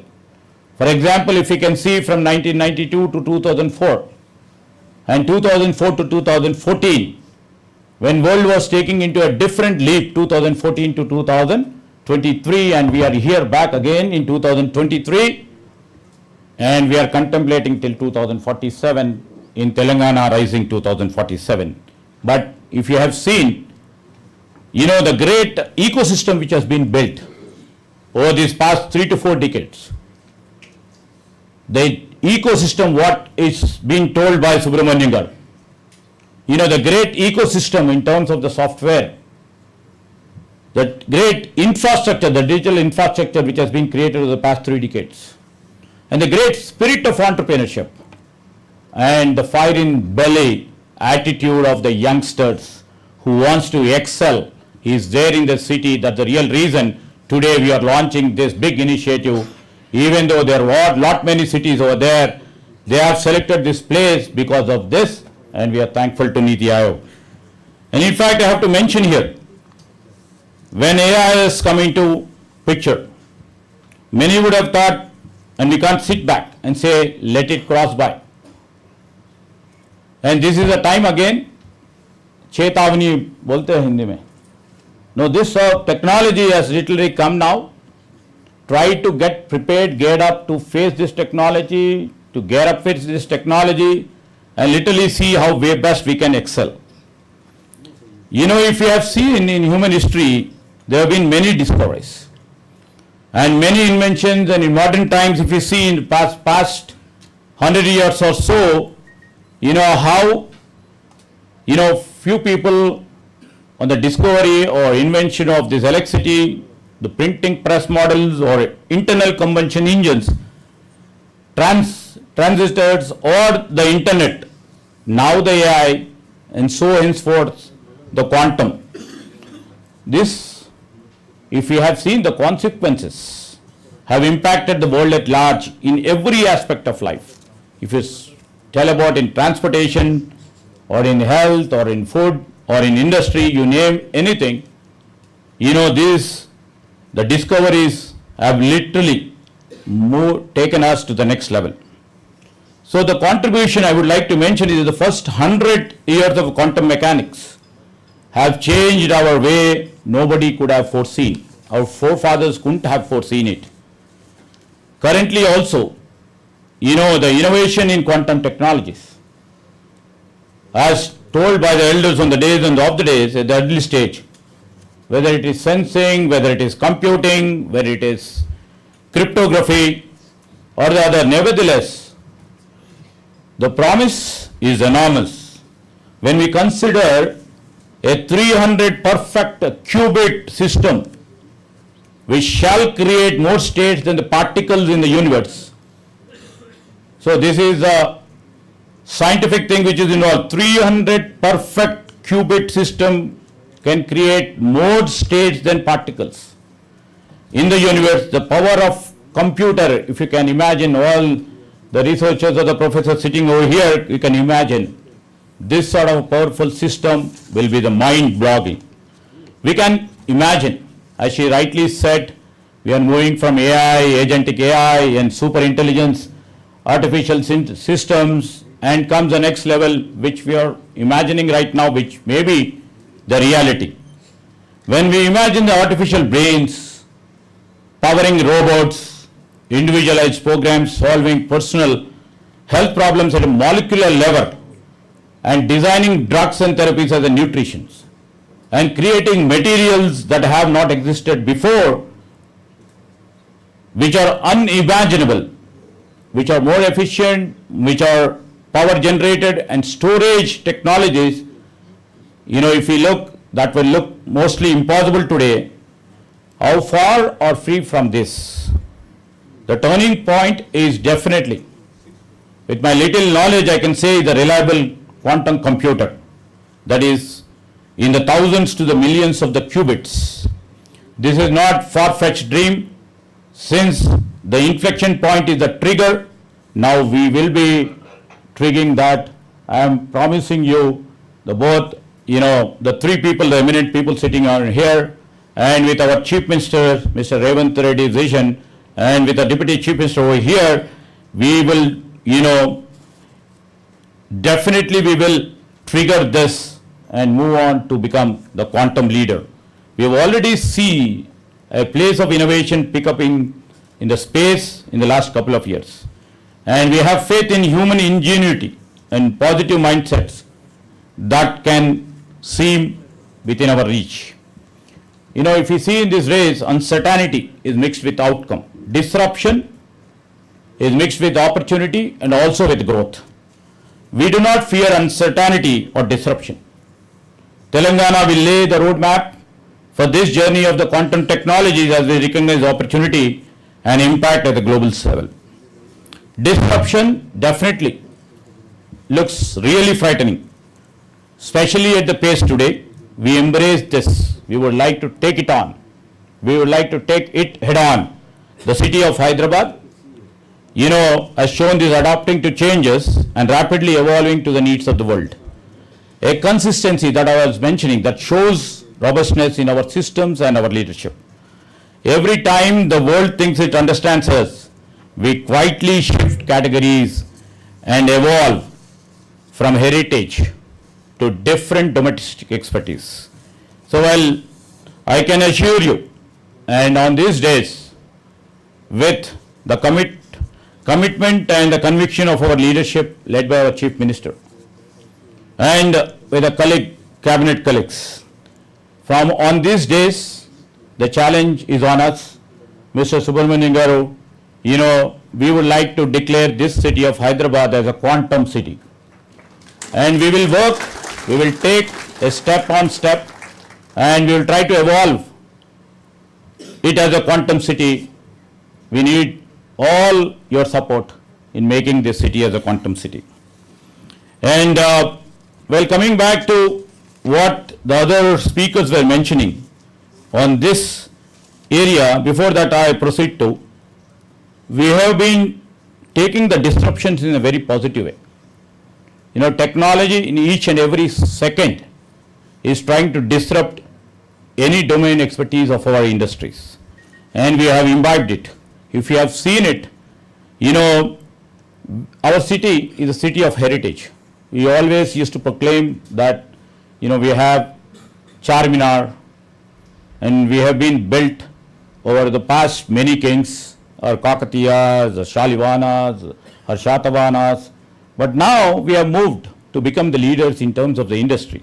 From heritage, now we are the leaders in IT, we are the leaders in pharma, and we are leaders in terms of turning technologies. Now, if I can say that in the defense and aerospace too, we are trying to prove ourselves that we become the leaders for tomorrow. You know, this year we could outpass our software exports compared to our software, and also into the pharma, our defense and aerospace exports from this state of Telangana has surpassed the exports what we do in software and pharma. We are proud to say that we are going to be the leaders in terms of the defense and aerospace too. And I always keep saying, you know, now the time has come. And Ms. Ghosh, you have to literally aid and assist us. Now we are trying to scale up from back office capability to the value added centers. Now we are trying to design ourselves from global capability centers to move on to become the global value centers. So from low cost labor arbitrage, where the leadership from different parts of the world has chosen us, keeping in view of the skill, keeping in view of the digital infrastructure, keeping in view of the spirit of our young and the grey minds which are available. Now it's a high time that we transform ourselves from GCCs to GVCs. And these are the steps what we are taking, and we are just not trying to build a facade. Beyond the facade, we are trying to bring in the system which will make the facade a reality. When we speak the language of reinvention fluently, and when the quantum technology tsunami definitely arrives, we should make ourselves ready. There is no uncertainty, but we are trying to create the momentum to face it. Today, Telangana already hosts, you know, one of the deepest research corridors. Over 52 R&D institutions are here, as said by Niti Aayog's member, and 30 plus universities. And countries' reputed academic institutions like IIIT, IIIT, TIFR, NIIT, BITS, ISB, CCMB, Osmania University, JNTU, last but not the least, my own university, the Central University. More than 380 global tech innovation centers, building advanced systems, and growing cluster of quantum research and deep tech startups, a number that looks small today and inevitable tomorrow. We are building a quantum capability from ground to connect with intellectual capabilities that are already built. That is why this is our only state, this is the first state as said by Subramanian Garu. We are not launching a policy which we have launched through the hands of our CEO Niti Aayog and also the member Niti Aayog, that we are not launching a policy, sir. We are declaring a direction. Telangana would become the first state in India with a formal long-term quantum strategy, one aligned with the national quantum machine but designed to move faster, designed to really experiment earlier and deploy at a great scale. You know, and this roadmap is built around one belief. The future will not be shaped by those who compute fastest, but by those who dare to compute differently. The strategy creates research infrastructure, innovation hubs, the quantum AI test beds, and talent pathways. It also prepares financial systems to strengthen cryptography before the quantum breaks it. It prepares life sciences to accelerate drug discovery that would take classic computing centers. It prepares public systems, defense and critical infrastructure not only to adopt quantum but to influence the global standards. And here is the truth that many don't hear clearly enough. The quantum era will not belong to those who make the hardware. It will belong to those who imagine that the humanity will do with it. That is where Telangana intends to lead, and that is where we mentioned in our policy. Not as a passive user, not as a late beneficiary. As rightly said by Subramanian Garu, do we want to to be a follower or a leader? You just asked us the question. We would always, in all streams, here we are trying to prove ourselves to be a leader and the world should follow. And we would like to love to be a leader all the time, sir. And, we won't take the fruits as a late beneficiary. This is a region that helps the world decide that is scientifically possible, ethically acceptable, and economically transformative. To the students here, the young brains over here, if AI taught how the world learns you to machines, how the world machines learn, then quantum will teach us how to solve what we once believed unsolvable. Your future job description do not exist because your generation will write them. To the researchers who are all here, the equations you are working on today may someday define the global standards. The equations what you write today will secure nations. The equations you are working today will power discoveries humanity can't comprehend. And to all the industry leaders who are here, that once in a century movement will come. What matters a lot, when being early matters more than being perfect. As we built a digital driven economy, we would also build quantum economy for the state of Telangana. That is also a broad and enlightening vision of Telangana Rising 2047, where we are presenting our vision document by our Chief Minister, Mr. Revanth Reddy, on December 8th and 9th, and through a solid philosophy that the nation that lead in quantum won't just compete, they dominate the future of security, innovation, and prosperity. And in fact, I would like to respond to a few things what the eminent people who have told about what the Telangana should do. When they've been mentioning about our presence in very strong ecosystem in terms of the IT or the software or the AI, which we are trying to build a robust AI system. When Ajay Chaudhary was mentioning about the quantum secure, we are already working on it. We would like to take the cues from his suggestions. And also to lay the stress on research, we are working out with all the premier institutions, how should we move forward. And in terms of Subramanianji's observation, where he already mentioned why he chose Hyderabad as one of the key areas where the quantum can be led and where we can produce the quantum scientist, where the digital infrastructure should be built still more robust to encompass, embrace and integrate quantum into the systems. And when he mentioned about, this point of me mentioning about GCCs to make as GVCs is what you mentioned, from pilot to platform is the main idea and main theme of our agenda. We will try to build on it. And, few other things what I would like to mention. When AI has come into picture, now the quantum is trying to surpass it.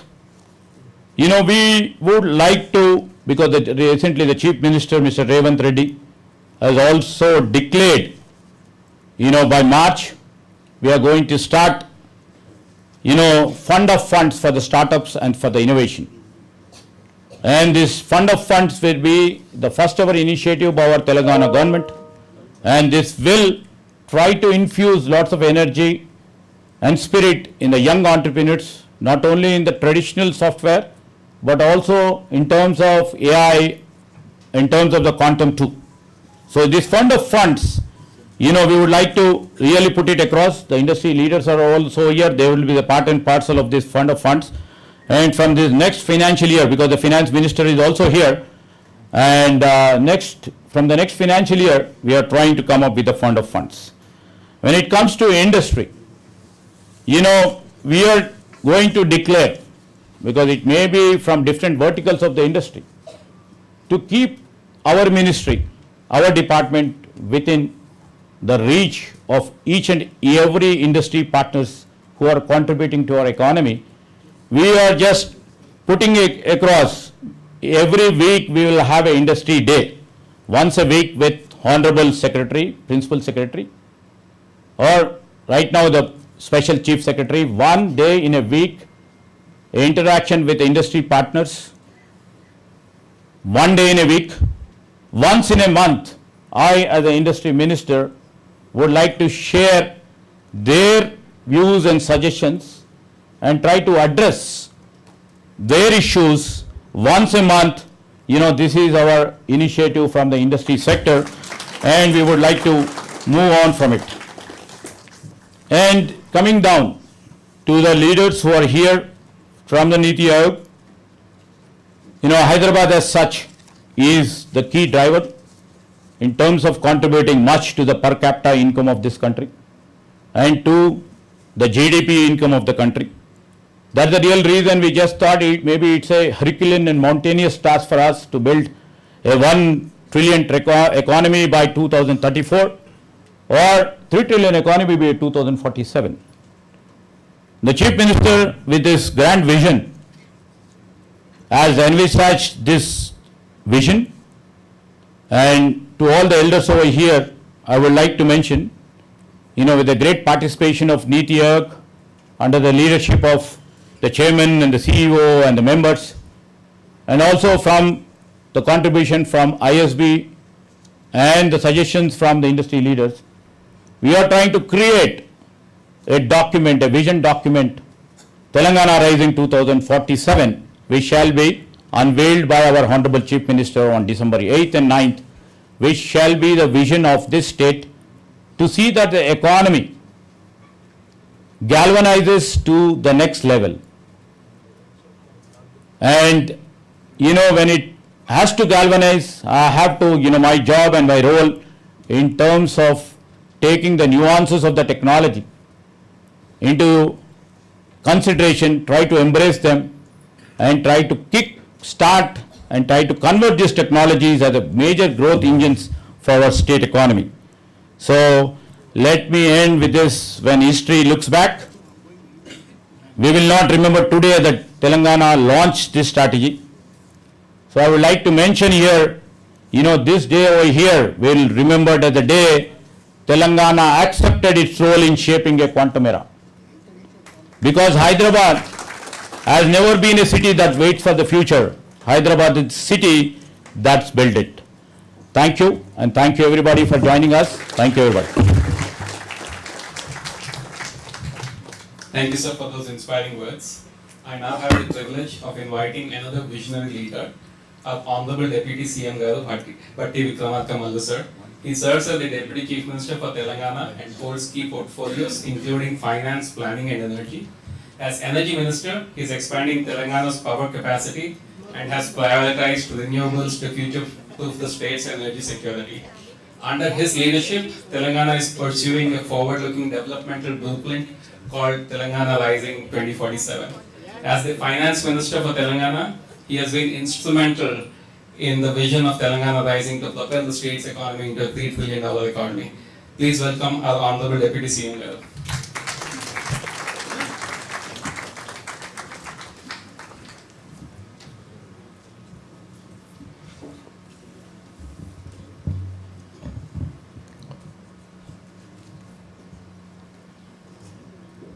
Honorable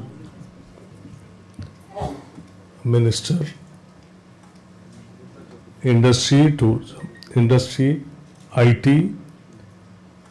and Legislative Affairs, Shri Duddila Sridhar Babu Garu, Shri BVR Subramaniam ji, CEO Niti Aayog,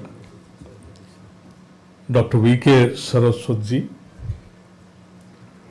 Ms. Devjani Ghosh ji, and Sanjay Kumar, Special Chief Secretary, IT and Industries, and heads of IIIT Hyderabad, particularly Director, and other industry leaders, and the students of IIIT, media friends. very good afternoon to all of you.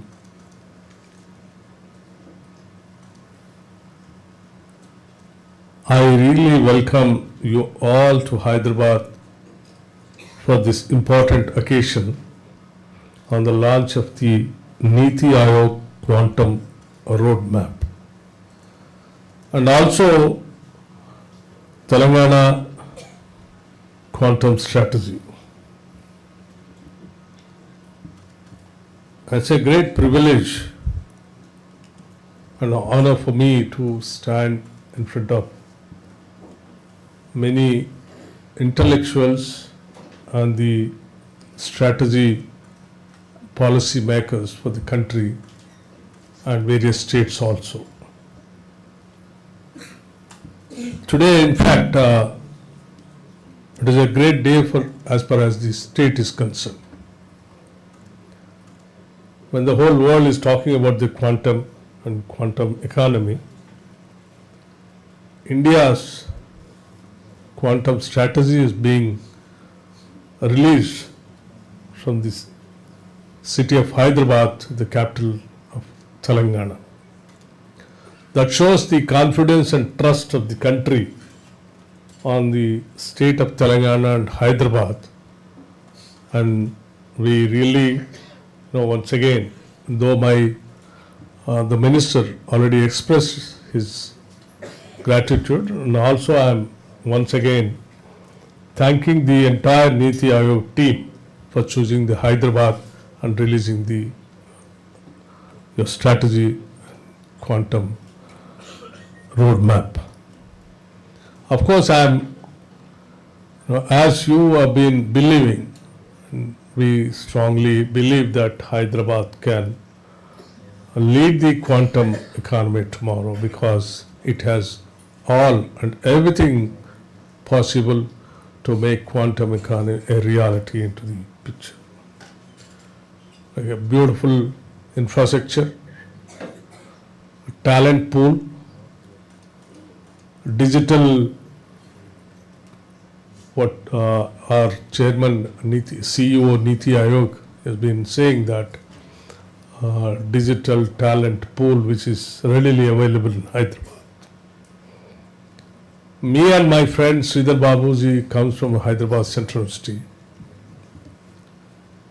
People when started speaking about AI, I still remember way back in 1980s, late 80s. In Hyderabad Central University, the center being called, center called AI, been opened and started, and one Mr. Reddy was heading the center and teaching the students that AI is going to lead the world tomorrow. That shows how ahead this Hyderabad and the universities. And today everyone is talking about the AI. But Hyderabad Central University started way back in 80s, the center.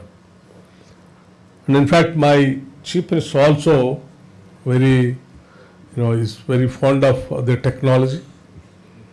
Apart from core industry, that he believes the Telangana economy can be taken to the heights through technology.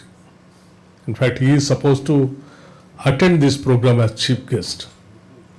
But because of various pressing, unavoidable activities and the programs which we are designing for our state vision document to be released on December 8th and 9th, he has particularly asked me to attend this program and asked me to convey his greetings to all the participants of this AI, the Niti Aayog Quantum Roadmap. Friends, I will also talk about a few things, though this is the main function of the Niti Aayog Quantum Roadmap, but also I would like to speak something about our own state also, Telangana here. Telangana quantum strategy today, quantum technology is changing the world more rapidly than any other technology. Quantum will change the world in every way. Any country that wants a great future must have a quantum strategy. That's what Telangana state believes today. It will decide in a big way the future of countries, their national security, their economic size and growth.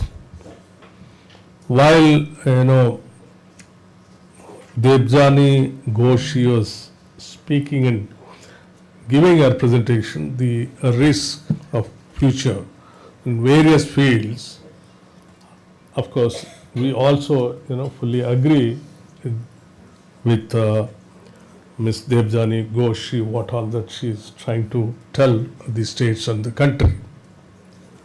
It will decide in a big way the future of countries, their national security, their economic size and growth also.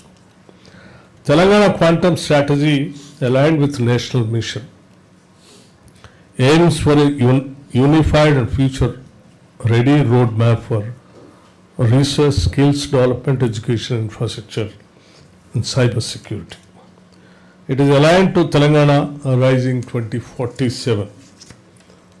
Friends, you all aware, the state of Telangana is celebrating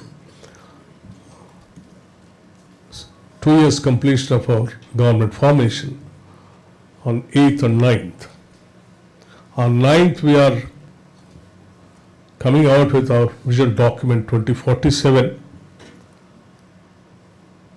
wherein we are showing how we are going to plan for the state future growth, how we are going to lay the foundations for various sectors to reach our dream of taking the state into $3 trillion economy by 2047. And also, while participating in this, I also request all the leaders of the industry, particularly Niti Aayog CEO and the members of Niti Aayog, please do take part in this vision document on 9th, our global summit function.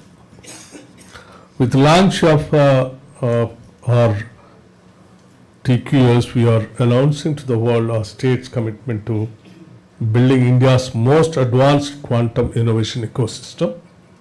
We will unveil not only strategy but also the implementation roadmap. We are going to encourage strong and deep industry academia partnerships also. Quantum will be a key building block for the economic growth of Telangana and India. It will help in attracting and retaining global investments in all sectors. It is crucial for our research and innovation initiatives. Quantum is crucial for our goals for startups. Today I must emphasize we are creating a Young India Startup Fund. As our friend already announced, saying that fund, right, that's nearing about 1,000 crore to support startups. Quantum startups will be our focus future. Telangana quantum strategy will position my state as India's first state with a dedicated roadmap for quantum tech. We will try to become role model for other states on how to build a complete quantum value chain, from research in labs to business applications in the market. Quantum is not just for business or economic reasons, but also key for capabilities in computing, communications, and cyber security. Technology will combine scientific depth, policy and vision, and vibrant execution ecosystem, which treats academia, startups, industry, and government as partners. Let us all celebrate this great day as we are taking a quantum leap as a country.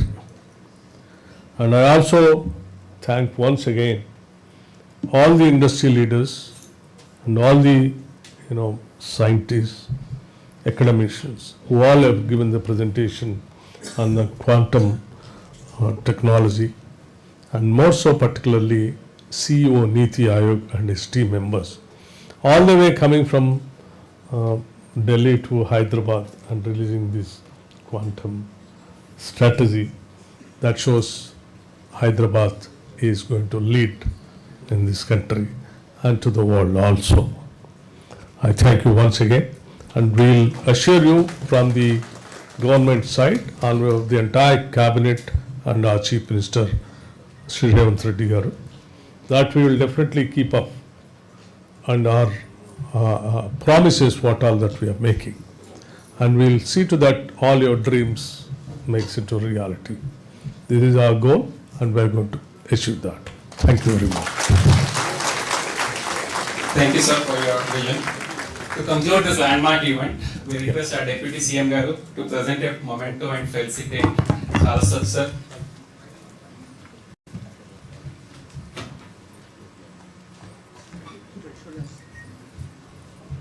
Please.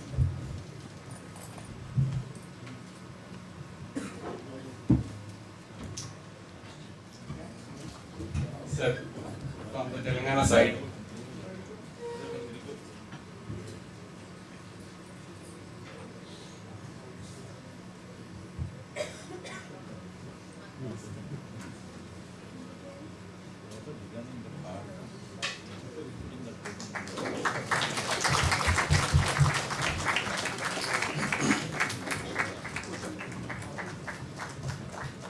We request our Hon'ble IT Minister Garu to also felicitate Media Subramanian.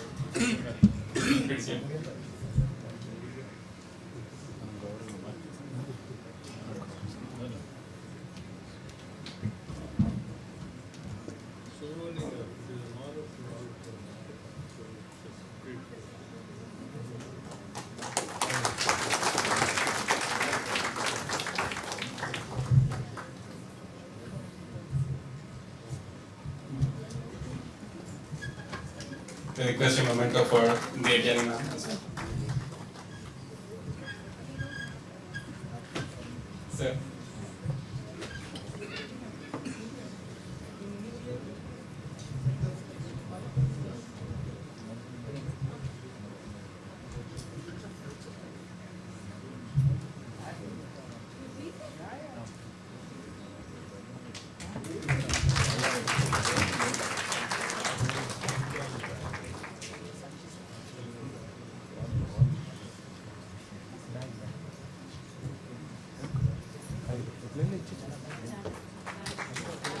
We also thank IIIT Director Sandeep Shukla sir to please come on stage.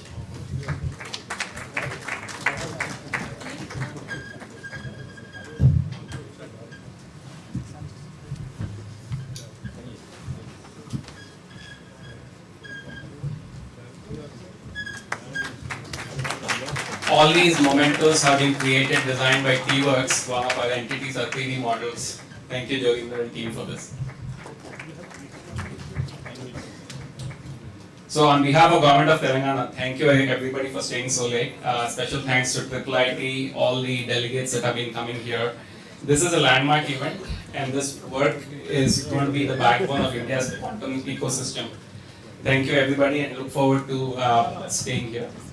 And additionally, we have those QR codes which are the quantum reports that can be downloaded. Please join us for lunch as well. Thank you. Lunch is behind back door, sir. You just take the back door behind. Left side.